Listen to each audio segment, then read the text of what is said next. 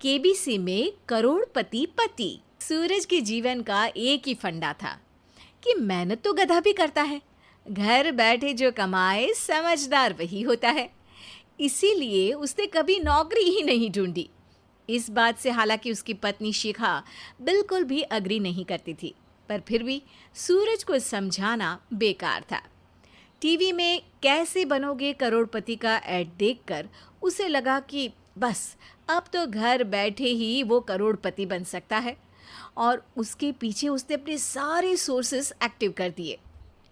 2 हफ्ते में उसके कलीग के साले के पड़ोसी के बेटे का सोर्स निकलता है जो कि उसे शो में पहुंचा सकता है, और सूरज उससे मिलने चला जाता है। अच्छा, तो हमें मुकेश जी बता रहे थे कि आप हमें शो में पहुंचा सकते हैं। हाँ, उसमें कोई तकलीफ नहीं है। मैं कल अगर कोशिश करूँ तो इसी महीने में आपका नंबर आ जाएगा। अरे ये तो बहुत बढ़िया हो गया। अच्छा, वो सिलेबस और क्वेश्चन पेपर का कोई जुगाड़ है क्या? हैं? उसका तो कोई जुगाड़ नहीं है। तो वो वाकई में कुछ भी पूछ सकते हैं? हाँ, वो तो बच्चन जी पर है, जो पढ़ते हैं वो पूछ लेते हैं। पहली कोशिश फेल होने पर अब सूरज के सामने एक बहुत बड़ा सवाल था कि आखिर जवाब कहाँ से लाए। तब शिखा ने एक सजेशन दिया, क्यों ना सूरज अपने चचेरे भाई सुमित से मदद मांगे, जो कि यूपीएससी की तैयारी कर रहा था। हालांकि इतनी मेहनत करना सूरज को समझ में नहीं आता था, पर कोई और रास्ता ना मिलने पर वो आखिर सुमित से बात करता है। अरे सुमित, हमारा कैसे बनोगे करोड़पति के लिए सिलेक्शन होने वाला है। तुम हमें थोड़े चिट बनाने में मदद करोगे क्या? अरे भैया, चिट बनाए तो सालों हो गए, उसमें हमारा एक्सपर्टीज नहीं है, बल्कि आप बोलो तो हम आपकी पढ़ने में ज़रूर मदद कर सकते हैं। हट, कैसी अनाप शराब बातें कर रहा है तू।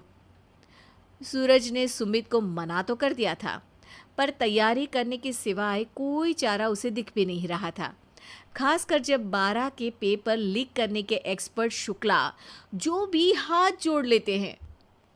आखिर सूरज को सुमित के पास जाना ही पड़ा, और उसने सुमित और शिखा से वादा किया कि वो बहुत मेहनत करेगा। 1 महीने की तैयारी के बाद फाइनल हुआ कि शो से 1 हफ्ते पहले एक ट्रायल खेला जाएगा, जहां पर सारे रिश्तेदार ऑडियंस की जगह पर होंगे और शिखा सवाल पूछेगी। दूर दराज से भी रिश्तेदार आकर हाजिर हो गए देखने कि आखिर कैसे बनेगा सुमित करोड़पति। सब कुछ सेट था, और इतने में सूरज आकर अपना स्पीच देता है। ये 1 महीना मेरे लिए आसान नहीं था, पर अपने भाई सुमित और अपनी पत्नी शिखा की मदद से मैं इतनी दूर पहुंच पाया हूँ। मेरे मम्मी पापा के आशीर्वाद ने भी बहुत साथ दिया है मेरा। मैं उम्मीद करता हूँ कि आज के शो में आप लोगों को बहुत मज़ा आएगा। साक्षी पहला सवाल पूछती है और पूरे कमरे में सन्नाटा छा जाता है। इंडिया में कितने स्टेट्स हैं? 3, सॉलिड, लिक्विड और गैस। अरे रुकिए, तो ऑप्शंस तो देने दीजिए। इतने में 5वीं कक्षा का चिंटू बोल उठता है। अरे क्या मामा, आप तो पहले सवाल पर ही आउट हो गए। अरे बेटा, पहला सवाल तो ट्रायल होता है ना। अरे तुम अब देखना।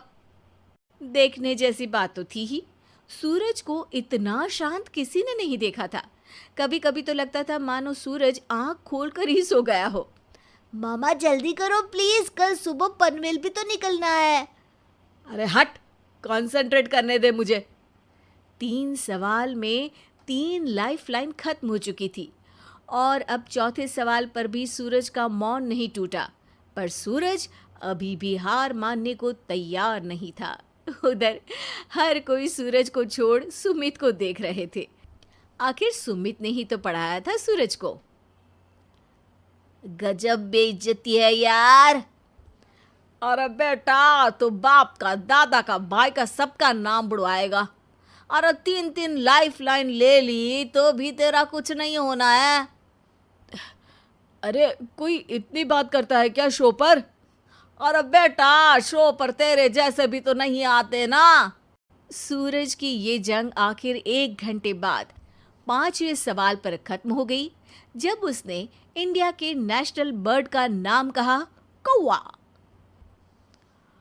अरे बेटा, मज़ा तो बहुत आया, बस थोड़ा टाइम पर ख़त्म होता तो आनंद भी आ जाता।